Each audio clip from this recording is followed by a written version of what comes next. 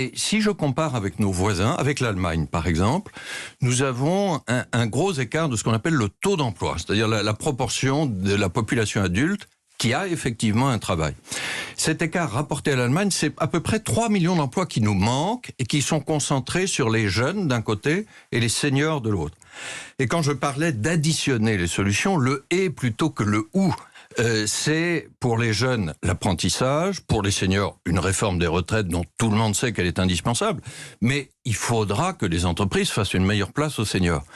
Et puis si je regarde pour l'ensemble des actifs... Tout le monde sait qu'elle est indispensable, la réforme des retraites, mais elle a été repoussée, maintes fois repoussée. Vous dites qu'aujourd'hui elle est indispensable. Tout le monde sait qu'elle est dans le paysage après l'élection présidentielle. Donc il faudra qu'elle soit juste. Pardonnez-moi, le prochain ou la prochaine président de la République a les mains liées.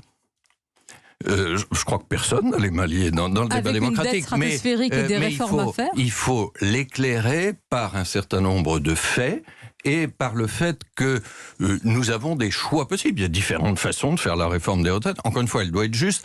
Et j'insiste sur l'effort des entreprises pour faire de la place aux seniors. Mais c'est aussi leur intérêt pour pouvoir croître davantage. On ne peut pas vivre éternellement avec ce frein des recrutements sur la croissance française. Pour vous citer un autre exemple qui concerne l'ensemble des actifs, de solutions qu'il faut ajouter. Il y a ceux qui disent qu'il faut plus de formation professionnelle. C'est vrai. La France, même si elle a fait des progrès, est encore en retard sur les compétences.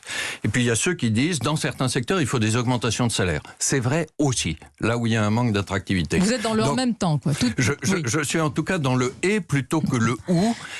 Vous savez, le jeu, je crois beaucoup au jeu collectif. Le meilleur jeu collectif de la France, c'est de cesser de tout opposer et d'essayer d'ajouter